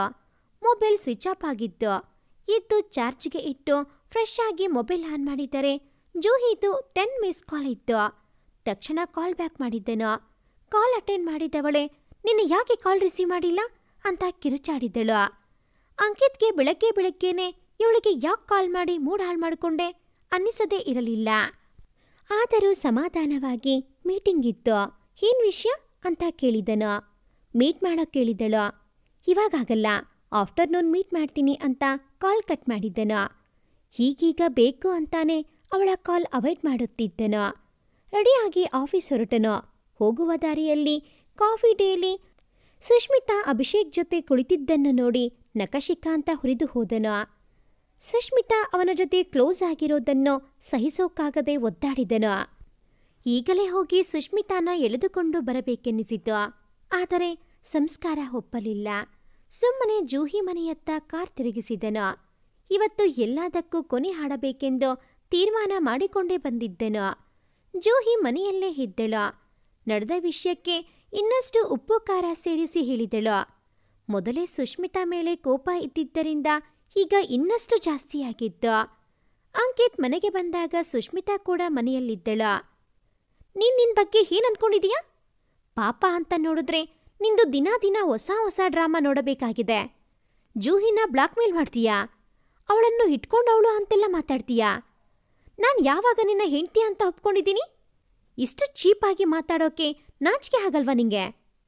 ನೋಡು ಸುಷ್ಮಿತಾ, ನಿನ್ನ ಅಮ್ಮನ ಮನೆಗೆ ಹೋಗ್ಬಿಡು. ಸುಮ್ಮನೆ ನನ್ನ ಕೆಟ್ಟವನ್ನಾಗಿ ಮಾಡಬೇಡ ಎಂದನು. ಅದಕ್ಕೆ ಸುಷ್ಮಿತಾ, 1 ನಿಮಿಷ ಅಂಕಿತ್, ನಾನೇನು ತಪ್ಪಾಗಿ ಮಾತಾಡಿಲ್ಲ. ಅವಳ ಬಗ್ಗೆ ನಿಮಗೆ ಏನೂ ಗೊತ್ತಿಲ್ಲ. ಪ್ಲೀಸ್ ಅರ್ಥ ಮಾಡ್ಕೊಳ್ಳಿ. ನನ್ನ ಜೊತೆ ನಿಮಗೆ ಇರೋಕ್ಕಿಷ್ಟ ಇಲ್ಲ ಅಂದರೆ ಬಿಡಿ, ಪರವಾಗಿಲ್ಲ. ಆದರೆ ಜೂಹಿ ನಿಮಗೆ ಸರಿಯಾದ ಹುಡುಗಿಯಲ್ಲ. ಅವಳು ನಿಮ್ಮ ದುಡ್ಡಿಗೋಸ್ಕರ ಮಾತ್ರ ಪ್ರೀತಿ ನಾಟಕ ಆಡ್ತಿದ್ದಾಳೆ ಅಷ್ಟೇ ಅಂತ ಅರ್ಥ ಮಾಡೋಕೆ ಹೋದಳು. ಆದರೆ ಅಂಕಿತ್ ಅವಳ ಮಾತನ್ನ ಕೇಳೋ ಪರಿಸ್ಥಿತಿಯಲ್ಲಿ ಇರಲಿಲ್ಲ. Shut up you idiot. ಇನ್ನೊಬ್ಬರ ಬಗ್ಗೆ ಮಾತಾಡ್ಬೇಕಾದ್ರೆ ನಿನ್ನ ಬಗ್ಗೆ ಯೋಚನೆ ಮಾಡು. ನೀನು ಅಭಿಷೇಕ್ ಜೊತೆ ಅಷ್ಟೆಲ್ಲ ಕ್ಲೋಸ್ ಆಗಿ ಓಡಾಡ್ತೀಯಲ್ಲ, ನಂಗೇನು ಗೊತ್ತಿಲ್ಲ ಅಂದ್ಕೊಂಡಿಯಾ? ನಾನೇನಾದ್ರೂ ಕೇಳದ್ನಾ ಎಂದು ಕೇಳಿದ. ಅವನ ಆ ಮಾತು ಸುಷ್ಮಿತಾಳನ್ನ ಪಾತಾಳಕ್ಕೆ ಇಳಿಸಿಬಿಟ್ಟಿತ್ತು. ಅಲ್ಲೇ ಕುಸಿದು ಕುಳಿತಳು. ಎದ್ದೇಳೋಕ್ಕೂ ಶಕ್ತಿ ಇರಲಿಲ್ಲ. ಮೌನವಾಗಿ ಕುಳಿತ ಅವಳನ್ನು ನೋಡಿ, ನೋಡು, ನೀನು ಸುಮ್ಮನೆ ನನ್ನ ಪರ್ಸನಲ್ ವಿಷಯಕ್ಕೆಲ್ಲ ತಲೆ ಹಾಕಬೇಡ. ನಿನ್ನ ಮೇಲೆ ಕೈ ಮಾಡಿದ್ದಕ್ಕೆ ಸಾರಿ ಎಂದು ಹೋಗಿ ಮಲಗಿಕೊಂಡನು. ಸುಷ್ಮಿತಾಗೆ ಮಾತ್ರ ಅವನ ಮಾತು ಕೇಳಿಸಲೇ ಇಲ್ಲ. ಯಾವ ಹೆಣ್ಣಾದ್ರೂ ಸರಿ ತನ್ನ ಗಂಡ ಹೊಡೆದರೂ ಸಹಿಸ್ತಾಳೆ. ಆದರೆ ಅವಳ ನಡತೆಯ ಬಗ್ಗೆ ಪ್ರಶ್ನಿಸಿದರೆ ಮಾತ್ರ ಅವಳ ಬದುಕು ಹುಮ್ಮಸ್ಸೆ ಕಮರಿ ಹೋಗುತ್ತದೆ. ಸುಷ್ಮಿತಾ ಕಷ್ಟಪಟ್ಟು ಎದ್ದು ಮನೆಯಿಂದ ಆಚೆ ಬಂದು ಕುಳಿತುಕೊಂಡಳು. ಅವಳ ಮುಂದೆ ಬರೀ ಕತ್ತಲೇನೆ ತುಂಬಿತ್ತು. ದಾರಿನೇ ಕಾಣಿಸಲಿಲ್ಲ. ಬಿಕ್ಕಿ ಬಿಕ್ಕಿ ಅತ್ತಳು. ಏನೋ ನಿರ್ಧರಿಸಿದವಳಂತೆ ಅತ್ತೆಗೆ ಕಾಲ್ ಮಾಡಿದಳು. ಮಧ್ಯರಾತ್ರಿ ಸೊಸೆ ಕಾಲ್ ಮಾಡಿದ್ದನ್ನು ನೋಡಿ ಸುನೀತಾ ಗಾಬರಿಯಿಂದ ಗಂಡನನ್ನು ಎಬ್ಬಿಸಿದರು. ನಂತರ ಕಾಲ್ ರಿಸೀವ್ ಮಾಡಿದರು. ಮಮ್ಮ, ಸಾರಿ ಮಮ್ಮ, ನಾನು ಸೋತೋಗ್ಬಿಟ್ಟೆ. ನನ್ನ ಹತ್ರ ಆಗ್ತಿಲ್ಲ. ನಾನು ಹೋಗ್ತಿದ್ದೀನಿ. ನೀವುಗಳು ನನ್ನ ಮೇಲೆ ಇಟ್ಕೊಂಡಿದ್ದ ನಂಬಿಕೆ ಉಳಿಸ್ಕೊಳ್ಳೋಕ್ಕಾಗ್ತಿಲ್ಲ ಎಂದು ಕಾಲ್ ಕಟ್ ಮಾಡಿದಳು. ಆಮೇಲೆ ಸುನೀತಾ ಎಷ್ಟೇ ಕಾಲ್ ಮಾಡಿದರೂ ಪಿಕ್ ಮಾಡಿಲ್ಲ. ಸುನೀತಾ ದಂಪತಿಗಳು ಗಾಬರಿಯಿಂದ ಅಂಕಿತ್ಗೆ ಕಾಲ್ ಮಾಡಿದರು. 3 ಸಲ ಕಾಲ್ ಮಾಡಿದಾಗ ಅಂತೂ ರಿಸೀವ್ ಮಾಡಿದ್ದನು. ಶಂಕರ್, ಸುಷ್ಮಿಯಲ್ಲಿ ಫೋನ್ ಕೊಡು ಅವಳಿಗೆ ಎಂದರು. ಅಂಕಿತ್ ಎದ್ದು ಸೋಫಾ ಕಡೆ ನೋಡಿದನು. ಆದರೆ ಸುಷ್ಮಿತಾ ಮನೆಯಲ್ಲೇ ಇರಲಿಲ್ವಲ್ಲ. ಸಾರಿ ಡ್ಯಾಡ್, ಸುಷ್ಮಿತಾ ಎಲ್ಲೂ ಕಾಣಿಸ್ತಿಲ್ಲ ಎಂದನು ಗಾಬರಿಯಿಂದ. ಅದಕ್ಕೆ ಶಂಕರ್, ಏನ್ ಮಾಡ್ದೆ ಅವಳಿಗೆ? ಅವಳಾಕೆ ಕಾಲ್ ಮಾಡಿ ಸೋತೋಗ್ಬಿಟ್ಟೆ ಅಂತೆಲ್ಲ ಹೇಳಿ ಕಾಲ್ ಕಟ್ ಮಾಡಿದಳು ಎಂದು ಗದರಿಸಿದರು. ಅವರ ಧ್ವನಿಯಲ್ಲಿ ಗಾಬರಿ ಇತ್ತು. ಹಾಗೇನೂ ಇಲ್ಲ ಅಂತ ಸಮಾಧಾನ ಮಾಡಿ ಸುಷ್ಮಿತಾನ ಹುಡುಕಿಕೊಂಡು ಹೊರಟನ. ಈ ಮಧ್ಯರಾತ್ರಿ ಒಬ್ಬಳೇ ಹೋಗಿದ್ದಾಳೆ, ಏನಾದರೂ ಹೆಚ್ಚು ಕಡಿಮೆ ಆದರೆ ಅಂತ ತುಂಬ ಭಯ ಆಗಿತ್ತು ಅವನಿಗೆ. ಅವಳ ಫೋನ್ ಮನೆ ಹೊರಗಡೆ ಲಾನ್ ಮೇಲೆ ಬಿದ್ದಿತ್ತು. ಇಷ್ಟಕ್ಕೂ ಸುಷ್ಮಿತಾ ಎಲ್ಲಿ ಹೋದಳು? ಅವಳು ನಿಜಕ್ಕೂ ಅವರ ತವರು ಮನೆಗೆ ಹೊರಟೇ ಹೋದಳಾ? ಇಲ್ಲ ಮತ್ತೆಲ್ಲಾದರೂ ಹೋದಳಾ? ಜೂಹಿಳ ನಿಜ ಸ್ವರೂಪ ಗೊತ್ತಾಗಿ ಅಂಕಿತ್ ಯಾವ ರೀತಿ ರಿಯಾಕ್ಟ್ ಆಗುತ್ತಾನೆ? ಮುಂದೆ ಏನು ನಡೆಯಲಿದೆ? ಕಾಯ್ದು ನಿರೀಕ್ಷಿಸಿ. ಭಾಗ 3 ಮುಂದುವರಿಯುತ್ತದೆ. ಭಾಗ 3ರ ನೋಟಿಫಿಕೇಷನ್ಸ್ ನಿಮಗೆ ಬರಬೇಕು ಅಂತ ಅಂದರೆ ಈ ಕೂಡಲೇ ಈ ಚಾನಲ್ಗೆ ಸಬ್ಸ್ಕ್ರೈಬ್ ಆಗಿ. ಹಾಗೆಯೇ ಈ ಒಂದು ಕತೆ ನಿಮಗೆ ಇಷ್ಟ ಆಗಿದ್ದಲ್ಲಿ ಪ್ಲೀಸ್ ಲೈಕ್ ಮಾಡಿ, ಶೇರ್ ಮಾಡಿ, ಹಾಗೆಯೇ ಕಾಮೆಂಟ್ ಮಾಡೋದನ್ನು ಮರಿಬೇಡಿ. Thanks for watching this video.